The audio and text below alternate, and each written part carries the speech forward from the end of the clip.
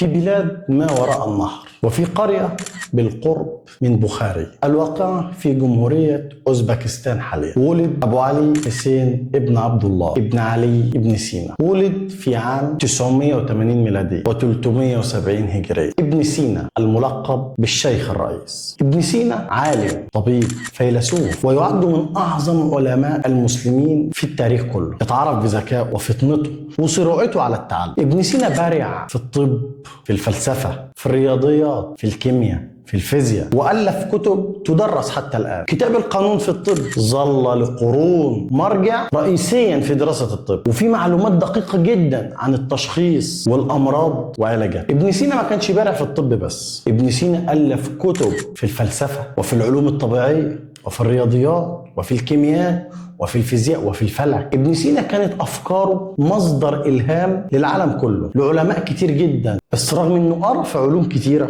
لكنه شعر بميل شديد تجاه علم الطب، فكان بيعتمد على نفسه تارة في دراسته، أو كان بيروح لأبي سح المسيحي وأبي منصور الحسن اللي هم كانوا الأطباء الخاصين بالأمير نوح بن منصور. وفي تلك الأيام انتشرت الأمراض بين الناس، وخاصة في مدينة بخاري اشتد الفقر بالناس والأمراض انتشرت، وكانوا الأطباء وقتها عدد قليل جدا، فكانوا أجورهم عالية، بعكس العالم المسلم ابن سينا اللي كان بيبذل كل جهده لمعالجة الفقراء والمسلمين وغير المسلمين سواء في المساجد أو المنازل. اشتهر ابن سينا بين أهل مدينته لرحمته ولفضله ولطيبته، وطبعا بقى مصدر إعجاب شديد للناس كلها سواء بين أصدقائه أو بين أهل مدينته عامة. وهنا هننتقل معاك وهاخدك معايا رفيقي في ذاكرة الزمن، وهنروحهم لقصر الأمير نوح ابن منصور، وبالأخص في ليلة من ليالي الشتاء الباردة كان القصر كله مليء بالتوتر والقلق. الأمير نوح طريح الفراش يعاني من حمى شديدة وآلام مبرحة. رفيقي في ذاكرة الزمن، عايزك تتخيل معايا الأطباء حوله وهو طريح الفراش ويملأهم التوتر والقلق، ومحدش عارف يعمل له حاجة، كل واحد بيقول رأيه ولكن دون جدوى. القلق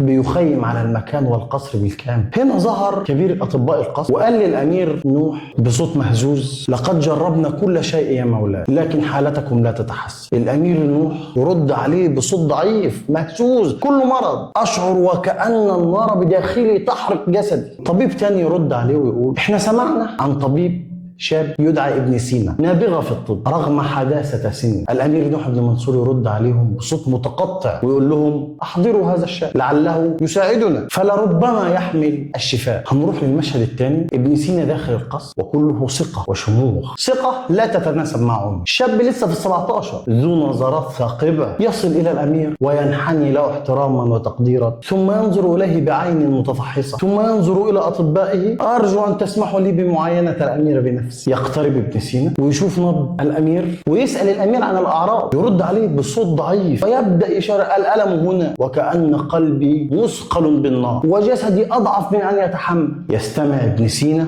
بانتباه ثم يقف مخاطبا الأطباء: أعتقد أن الأمير يعاني من حمى ناتجة عن خلل في توازن الأخلاق، وأن العلاجات السابقة لم تكن تستهدف المرض. رفيقي في ذاكرة الزمن، هتسألني دلوقتي وتقول لي يعني ايه خلل في توازن الأخلاق؟ هرد عليك واقول لك تعال اقول لك. المصطلح ده مصطلح خلل في توازن الأخلاق يعود إلى نظرية الطب القديمة في العصور القديمة. الأطباء زمان اعتقدوا أن صحة الإنسان تعتمد على توازن 4 أخلاط رئيسية في جسم الإنسان. رقم 1 الدم، ويمثل الحياة والنشاط بالنسبة لهم. رقم 2 البلغم، وده كان بيمثل عندهم البرودة والرطوبة. رقم 3 الصفرة، كانت تمثل الحرارة والجفاف. رقم 4 السوداء، وتمثل البرودة والجفاف. في القديم كان بيعتقدوا أن هذه الأخلاط ال4 يجب أن تكون في توازن تام، توازن دقيق لتحقيق الصحة. فإن زاد هذه الأخلاط أو نقص بيحدث خلل في توازن الجسم وفي صحة الجسم، يؤدي إلى أمراض. على سبيل المثال، زيادة الصفرة تؤدي إلى الحمى والغضب، وزيادة البلغم تؤدي إلى البلادة والكسل. فابن سينا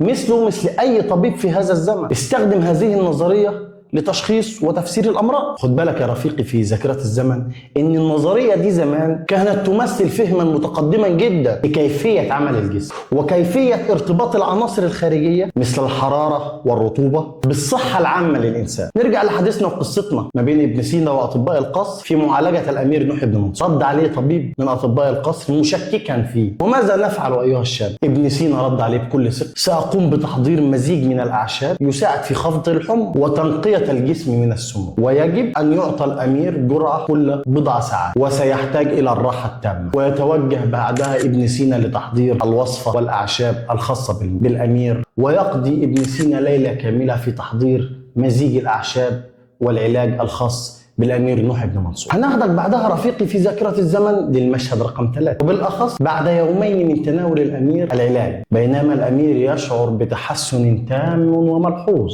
ويعود ابن سينا إلى القصر للإطمئنان على الأمير، ويراه جالسا يتناول القليل من الطعام. الأمير ينظر إليه مبتسما: يا ابن سينا، أشعر وكأن جسدي عاد إلي من جديد، لقد وهبتني حياة جديدة. ابن سينا يرد عليه مندهش ويقول له: الحمد لله، كانت الأعشاب هي فقط جزء من العلاج، والأهم هو عزيمتك يا مولاي. الأمير نوح يرد عليه بامتنان: لقد أنقذت حياتي، ولا أعرف كيف أجزي صنيعك هذا.